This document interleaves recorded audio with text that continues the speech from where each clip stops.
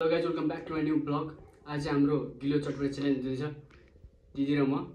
के ट्विस्ट छ भन्दा यसमा चाहिँ यो काँटा चम्मच छ न, काँटा चम्मचमा चाहिँ धेरै आउँदैन चटपटे, त्यही भएर यसमा चाहिँ एउटा गाह्रो हुन्छ। त्यही भएर च्यालेन्ज गर्नको लागि, ट्विस्ट ल्याउनको लागि हामी काँटा चम्मच युज गरेको छौँ। गिलो चटपटे ल कसले जित्छ हेरौँ, जसले जित्छ त्यसले चाहिँ यो 1000 रुपियाँ बन्नेवाला छ।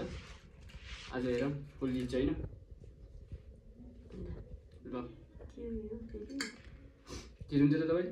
3, 2, 1 स्टार्ट।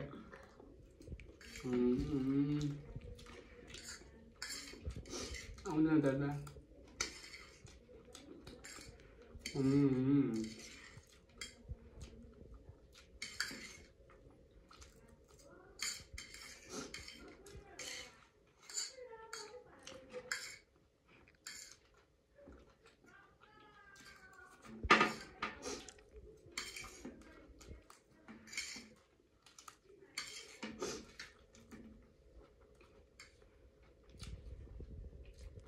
अलिअलि भएको छ अहिले।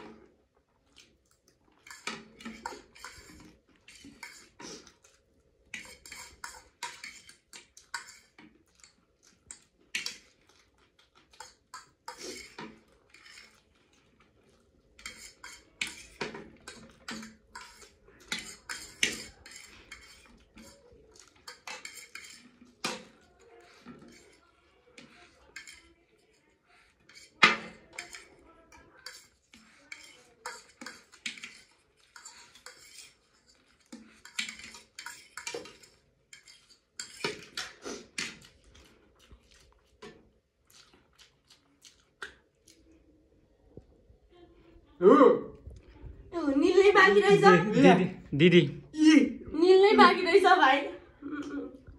के को ई हो त?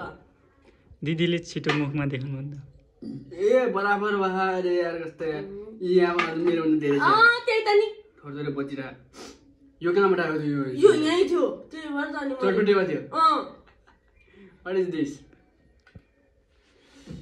को हो त यो विन? यो मैले अगाडि देखा भाइ। 500 गर्नु पर्यो, बराबर भयो नि यार। कुन जित्यो भन्दा? दिदीले छिटो मुख देखाउनु भयो कि त्यसो दिदी जित्नु भयो। ठिक छ भने त्यसमा के हाल्यो?